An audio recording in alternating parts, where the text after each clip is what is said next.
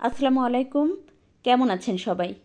আজকে আপনাদের সাথে শেয়ার করব চিংড়ি মাছ দিয়ে অসম্ভব মজার একটা রেসিপি। আশা করি আপনাদের সবার ভালো লাগবে। আজকে চিংড়ি মাছ রান্না করার জন্য এখানে আমি প্রায় 1 কেজি পরিমাণ চিংড়ি মাছ কেটে বেছে ধুয়ে পরিষ্কার করে নিয়েছি।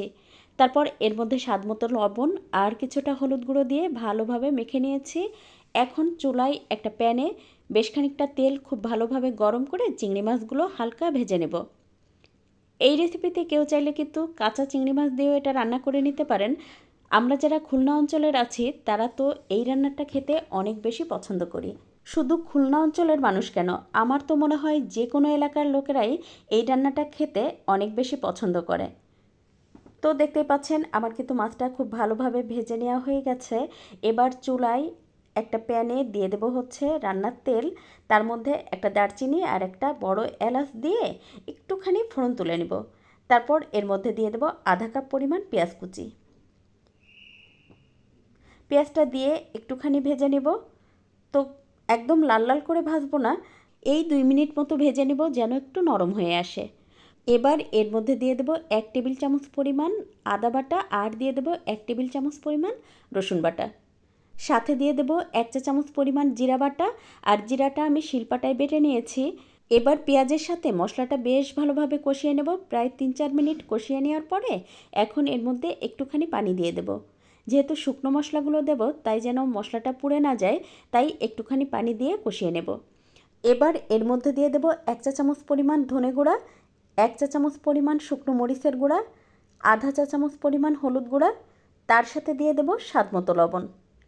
আজকের রেসিপি যদি কারোর ভালো লেগে থাকে তাহলে প্লিজ একটু শেয়ার করে দিবেন আর একটা লাইক দিয়ে পেজ ফলো করে পাশে থাকবেন। আজকের ভিডিও কে কোথা থেকে দেখছেন চাইলে কিন্তু কমেন্ট করে জানাতে পারেন। এবার এই মশলাটা খুব ভালোভাবে কষিয়ে নেওয়ার পরে এখন এর মধ্যে ভেজে রাখা চিংড়ি মাছ দিয়ে 2-3 মিনিট ভালোভাবে কষিয়ে নেব। এভাবে মাছটা যদি একটুখানি কষিয়ে নেওয়া যায় মশলার সাথে তাহলে কিন্তু মাছের মধ্যে মশলাটা বেশ ভালোভাবে ঢোকে। তো প্রায় 3 মিনিট মতো এটা খুব ভালোভাবে আমি কষিয়ে নিয়েছি। এখন এর মধ্যে ফ্রেশ নারকেলের দুধ দিয়ে দেবো 2 কাপ।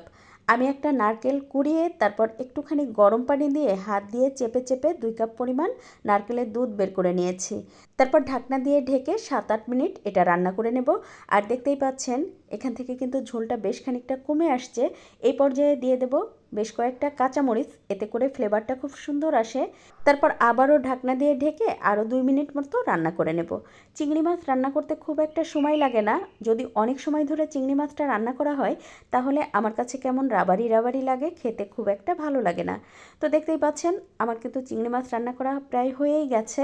এবার এর মধ্যে আধা চা চামচ পরিমাণ চিনি দিয়ে দেব।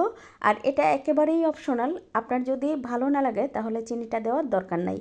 নামানোর আগে দিয়ে দেবো 1 চা চামচ পরিমাণ ঘি, এতে করে খুব সুন্দর একটা রাজকীয় ফ্লেভার আসে। আর নারকেলের দুধ দিয়ে এই রান্নাটা করলে খেতে তো অসম্ভব ভালো লাগে। আজ এ পর্যন্ত, কাল আবার নতুন কোনো ভিডিও নিয়ে দেখা হবে ইনশাল্লাহ। সে পর্যন্ত সবাই ভালো থাকবেন, সুস্থ থাকবেন। আল্লাহ হাফেজ।